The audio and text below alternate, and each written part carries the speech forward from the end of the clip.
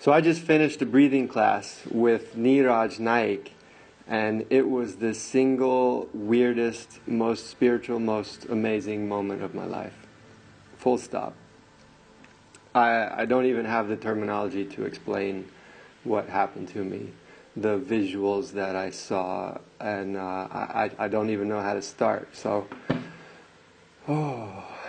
what happened to me will change my life. And I was not the type of person I was not a good candidate for a class like this. I was just, last night, talking with a friend of mine about how I am not spiritual at all, and I wish that I had a more spiritual side to me. I do not believe in the soul. I do not believe in any of the major world religions. And I was just talking about how I wished I could have some type of experience to feel what people are talking about. 12 hours later, by chance, someone invites me to a class, a Wim Hof breathing class, and a special class taught by Niraj Naik. I don't even know what class we took. All I do know is that I'm a believer. And I'm amazed that the skeptic me of 12 hours ago was wishing for this to happen, and that here I am 12 hours later, and I'm a full believer in whatever happened to me might be the single greatest moment of my life. Full stop. I'm about 4 hours post-class, and the effects have not worn off. I'm still giddy. I'm still completely happy. I have been energized, and I don't know how that's possible. But the logic has come back into my brain, and as I'm telling you this, I'm discounting the experience already, and it's only been 4 hours. But with all truth and clarity, what happened to me was what happened to me was the most amazing moment I've had up in my life to date.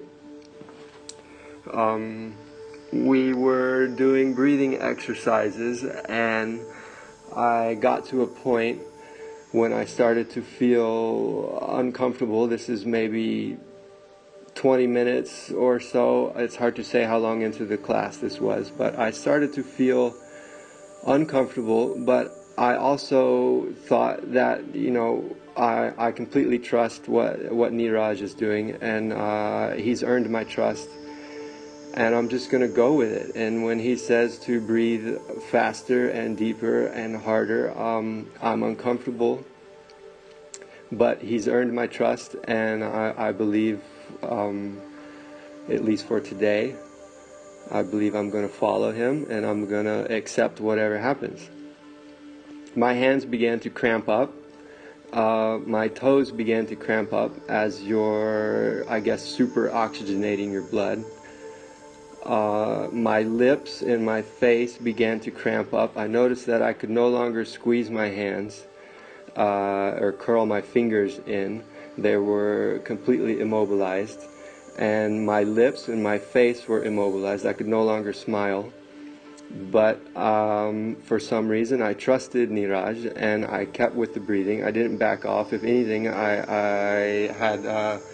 it just reinforced that something is happening, and let's see where this goes. So I put all my trust in it.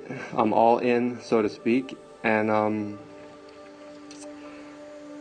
I don't really know what happened next, but somewhere along in this breathing, 30 minutes into it or something, I passed out, and I had the most amazing dreams I've ever had in my life.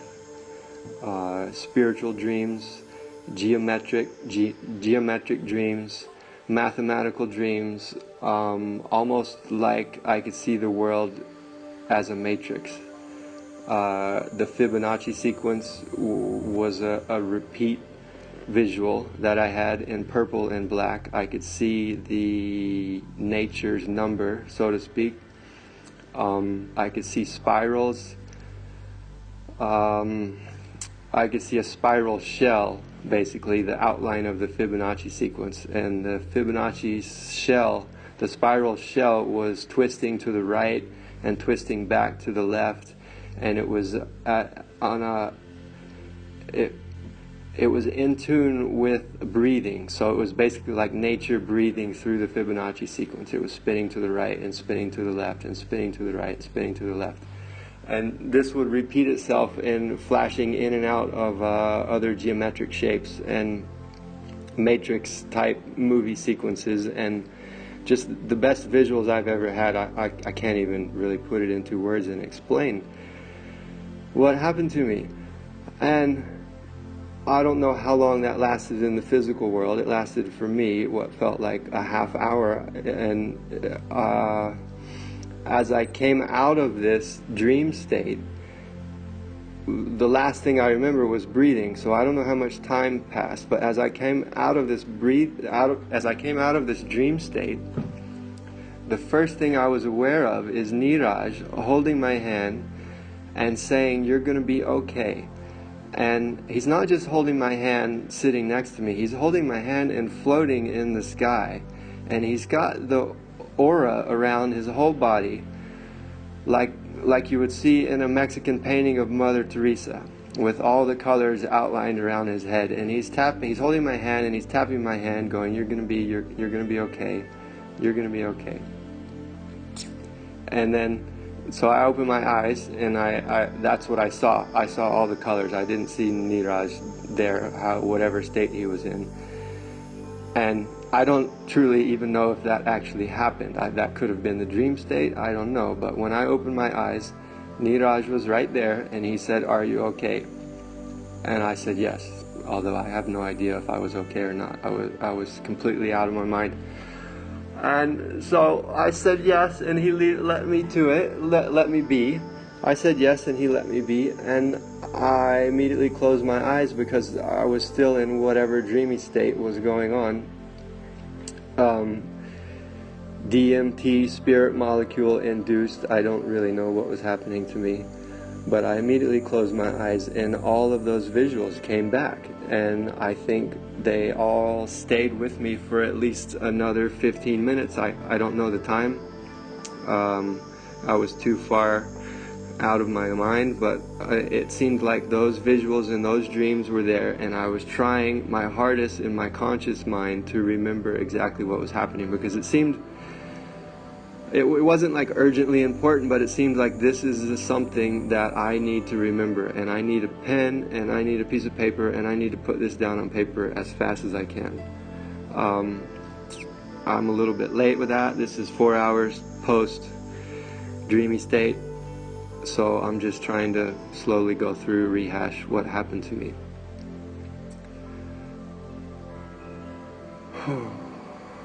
I don't know what happened to me. All I know is that in the beginning of class, they said, set your intention. And me being me, a skeptic, I set my intention to open my mind to the possibility that there is something spiritual in the world. Don't be so closed-minded, and let whatever comes, and at least give it a chance. So I set my intention to be more open-minded to spirituality, and literally however many seconds passed, it was not long. The next thing I know, I'm opening my eyes, and the next thing I know, I'm opening my eyes, and Niraj is floating in the sky holding my hand with Mother Teresa colors like an aura glowing around his whole body. So the intention, I think, somehow worked, and I'm the last person to accept that, even now. 4 hours after, I think me telling you this story right now is crazy. And I'm going to feel like that person is crazy until I get back in class number 2, because I'm coming back. No doubt about it. This has changed the course of my life for the future. The intention worked. It opened my mind. Niraj can probably explain what happened to me better than I, with a scientific explanation. I would love to hear that. What type of molecules are running around in my brain to make these type of hallucinations. But don't even believe it happened. And there was no drugs involved, although it was more enjoyable than drugs. There was we just did breathing. We hyperventilated, what seemed like a normal hyperventilation to me, until I passed out, and then in the most dreamy state, DMT state that I could have ever imagined.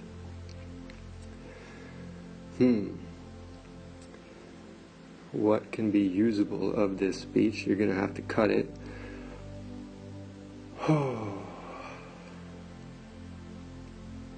Yeah, I don't even know what to say. But I'm a believer. I set my intention literally within seconds, maybe 1,000 seconds, I don't know how many seconds. I set my intention, the universe responded in seconds, and it will have changed my life. So, I'm ready for class number 2.